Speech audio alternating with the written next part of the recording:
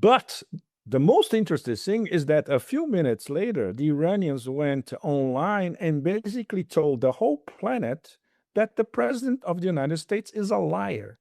There are no conversations going on at the moment. And this is something that we hear from Arakshi, foreign minister, from Kalibaf, the head of the parliament, from other political sources across Iran.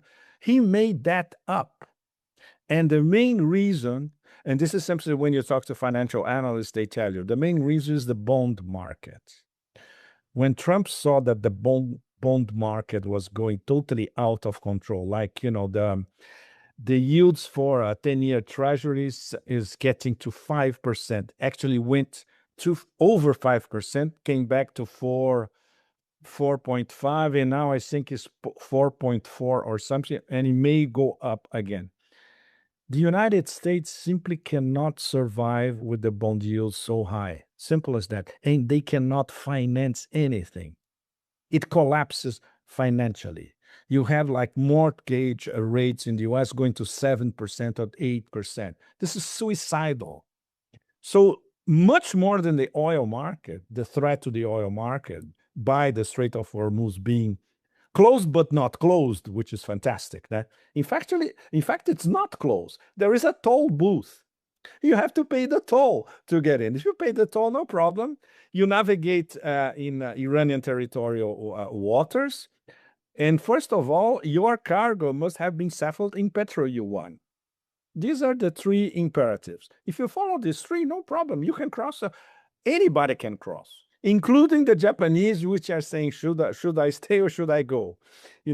But the most important thing, much more important than oil, is the bond market. So it's all about follow the money. It's all about money.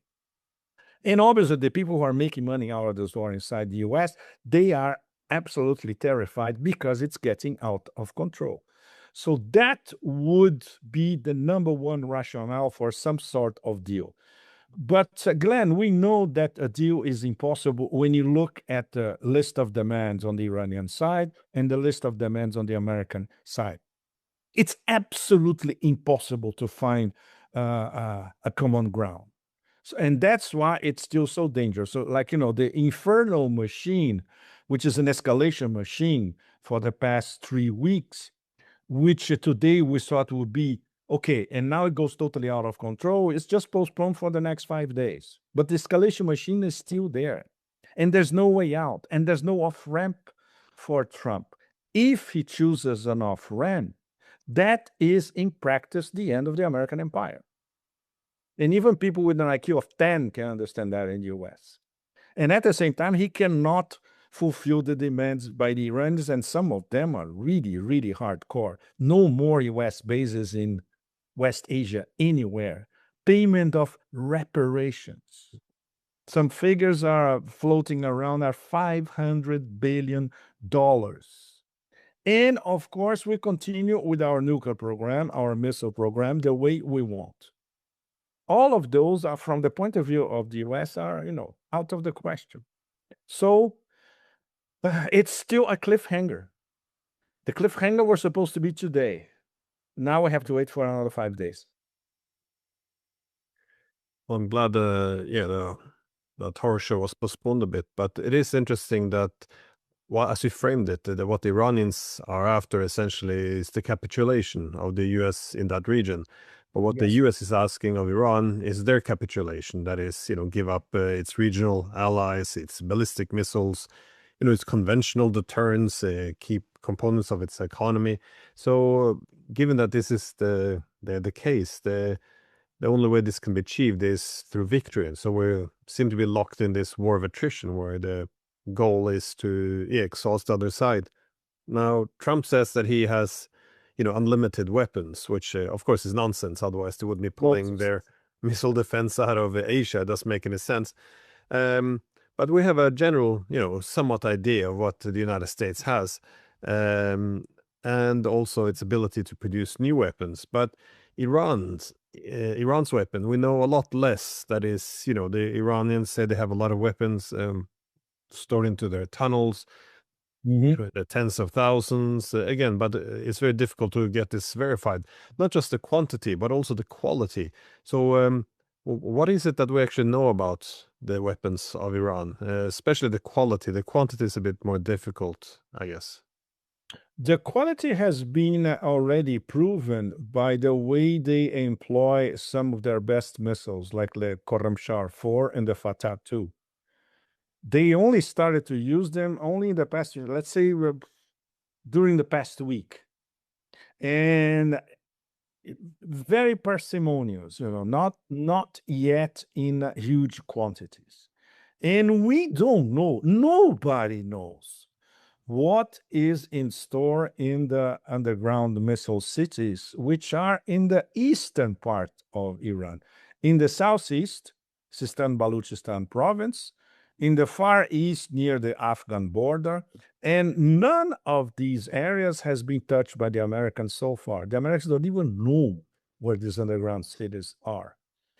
So every time that they have let's say, a technological leap on the kind of missiles that they are using, it's always very, very impressive. And now that there's no protective shield over Israel, for all practical purposes, David Sling, Arrow 3, TAD, this is most of it, it's all gone. They can bomb Israel the way they wanted. And this is part of their new strategy. They keep tweaking their decentralized mosaic strategy. I would say week after week. And now they are saying openly, now we have an offensive strategy. So far was defensive. And now it's offensive. Why? Because they know that they have exhausted the response capacity of American and Israeli air defense. So now they can choose their targets precisely. And for instance, when they didn't attack the Dimona nuclear reactor, they attacked a building around 10 kilometers away from Dimona, housing scientists. So this was a message. Basically, they're saying, look, if we can bomb Dimona anytime we want it, but we won't do it now. If you bomb Natanz, we're going to bomb Dimona. That's part of the message as well. And the Israelis bombed the vicinity of Natanz already, and the Russians were absolutely furious about it. There are still a lot of Russian technicians over there. So the Iranians, their deterrence is incremental, and they always come up with new weapons that we never saw being employed in the battlefield. So we can say that they have not. It's true they have not shown everything they have for obvious reasons because they are planning for a long war. And when they say that we can last until for the next 6 months, yes, they can. First of all, because we don't know where most of these missiles and drones are. Second, every week they come up with new weapons that we never seen before. Third, we have not even seen what they have to actually defend the Strait of Hormuz and the Persian Gulf, assuming the Americans get nearby, let's put it this way.